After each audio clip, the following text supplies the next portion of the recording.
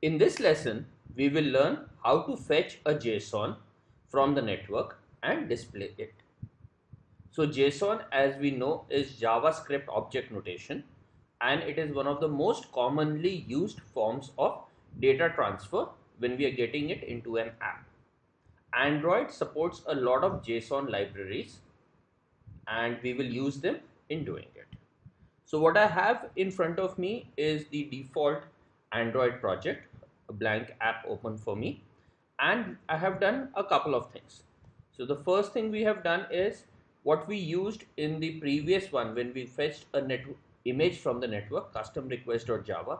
So exactly the same file, the same piece of code is there here, which is custom request.java. And the other thing we have is in our Android manifest, we have put in the permission android.permission.internet so that it can access the internet. So now that we have done both these things, let us just go and design an app and do it. So here we will just add a linear layout vertical with match parent, the standard thing we do. And the objective of this app is we'll put in a button, and when we put in a button, we'll go to the internet and fetch a JSON and display it. So what I need to put in is a button. So we will just go to and put in a button here, and let's say the text on the button is fetch JSON. So that is what our button says. And what we need to do is, suppose this JSON is about a list of countries, their capitals and their currencies. So when we display it, we will just display it in columns. So let me put a linear layout horizontal, and within the linear layout horizontal, we will put in 3 text views to display the country, its capital and the currency.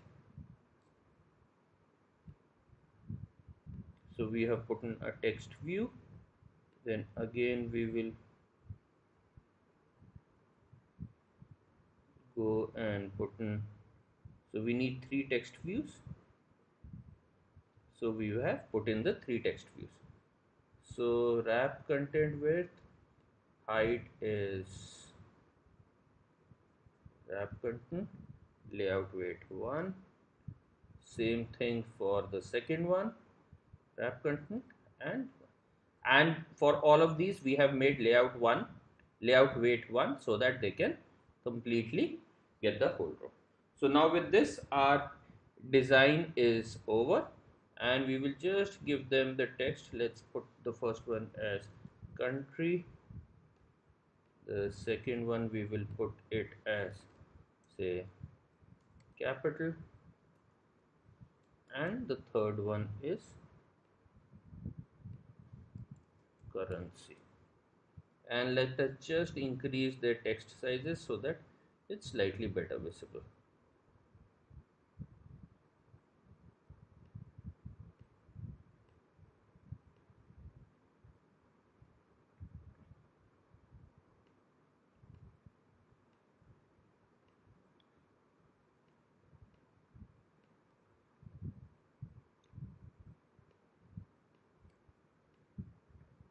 So with this, our design is over. Let us now just go to MainActivity.java and write our code. So let us start with MainActivity.java. We will declare our components that we have defined here.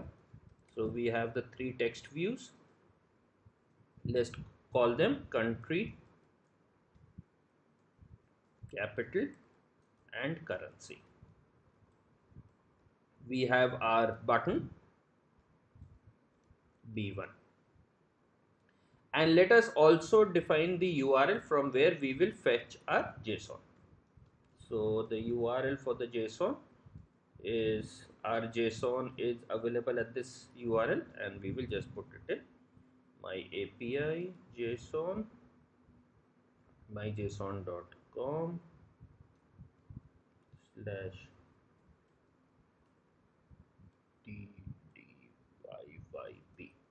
So we had hosted the JSON here. Let us just have a look at the JSON we are looking at. So this is our JSON. So world, and this is an array of these name value pairs. So country, capital, currency, India, New Delhi rupee, that's the first set. Then we have France, Paris franc, then we have China, Beijing yuan, and then we have Japan, Tokyo yen. So we would have 4.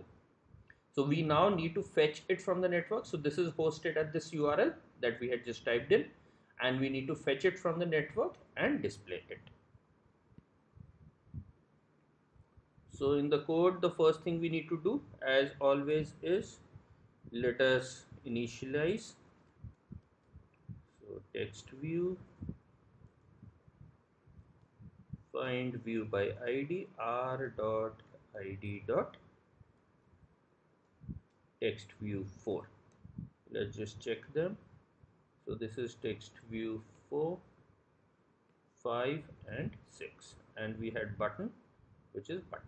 Okay, so let us just quickly write this code. So country we did, now we need to do capital is equal to text view, find view by ID, r dot id dot text view 5, and currency is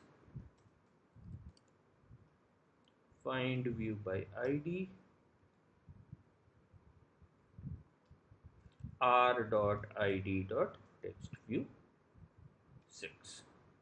We need to initialize our button. So b1 is equal to button, find view by ID, r dot id dot button. So we have initialized all the 4 components we had put in this. Now what we need to do is when we click on the button, we need to fetch the JSON and display it. So let's put in our b1.set on click listener, new view dot on click listener, the standard piece of code. And now in the new on click view, what do we need to do? We need to first fetch the JSON from the network. So how do we do it? So like we did it in the case of image, we will use a very similar piece of code. So let's just write it, and while writing it, we will understand it. So we will declare a JSON object request, and let's just call it JSON object request, that's the name, is equal to new JSON object request, and this will take the parameters request dot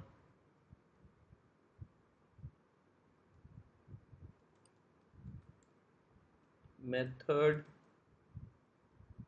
dot get. So these are parameters. For the time being, as we are writing a first piece of code, we just need to know the parameters we are providing in this case, comma new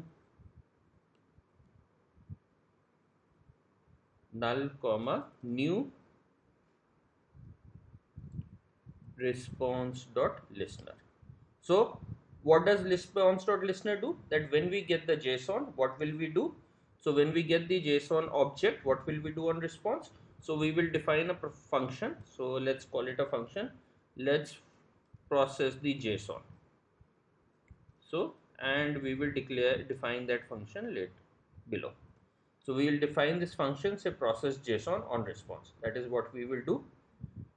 And the other parameter it needs is new response dot error listener. So in case there is an error, we will just print the stack trace. So dot print stack trace. So which will help us debug the app. So with this is over, and like we did last time, we need to just define custom request dot get instance main activity dot this dot add to request queue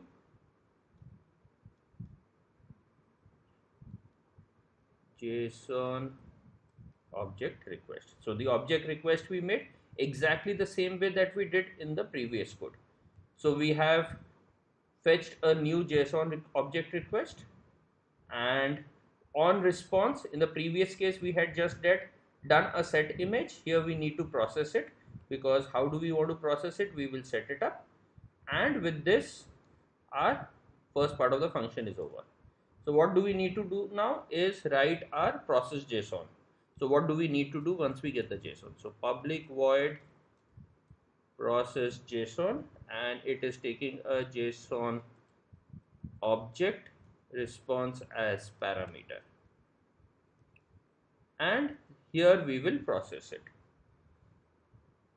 So we will put the code in a try catch block, so that if there is any error we will handle it. JSON array.